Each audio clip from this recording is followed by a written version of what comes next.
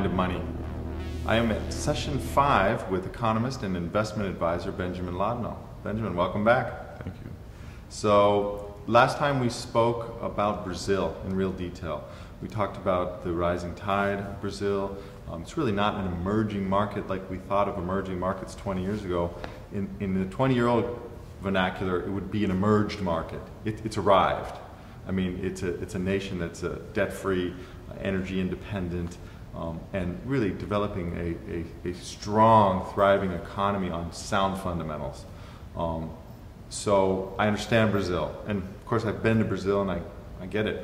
You can feel it there, and actually I would encourage people to go and feel it. It's worthy, especially as you're looking at the world, to feel the world and realize that it's a really amazing place. It's not as scary as people think it is. Yeah, it's not as foreign or as scary as you imagine. Right. Watching a movie about it. So, but we also mentioned China, and China is a Goliath here. We really want to talk about it. So, tell me about China.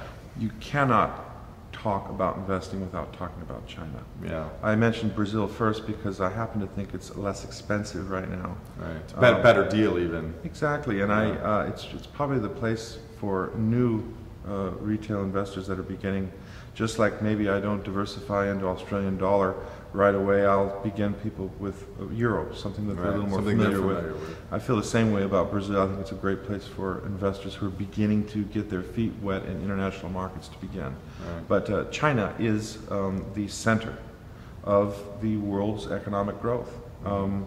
The political element of this is also it's undeniable. It is the world's largest creditor nation. Right. They now are going to be the world's largest economy very soon, much quicker than anyone imagined. I understand that this year was the first year that China purchased more automobiles than the United States. That's correct, and what a symbol of consumer power that is. That's huge. That's huge.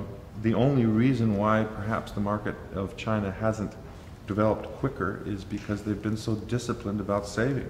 Right. And from the top down, right? Absolutely.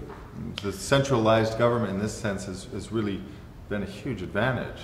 Well, they've delayed gratification in the form of letting their currency rise in order to have more buying power in the international market, in order to build those foreign reserves, Their industrial policy is stunningly successful. They have coddled and built sectors, built market leaders in those sectors.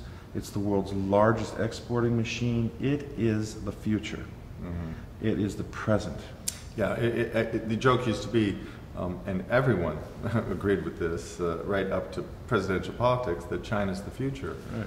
I think today we can say China is the now. And from an investment standpoint, the United States is the past. Yeah, from an investment standpoint. Now, this is a touchy subject, especially for the listeners here are going to be Americans primarily.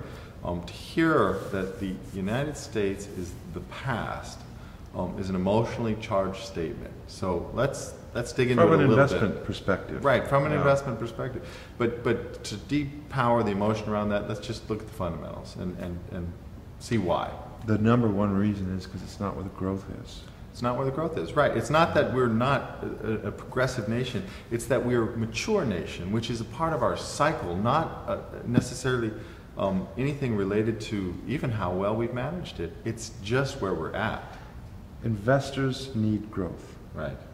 That is how you beat inflation, and that is how you grow your wealth.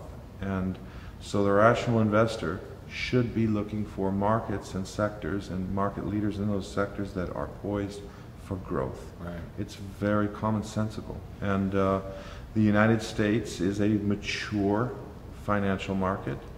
There is tremendous competition in every sector. And there's just more mouths and less profit.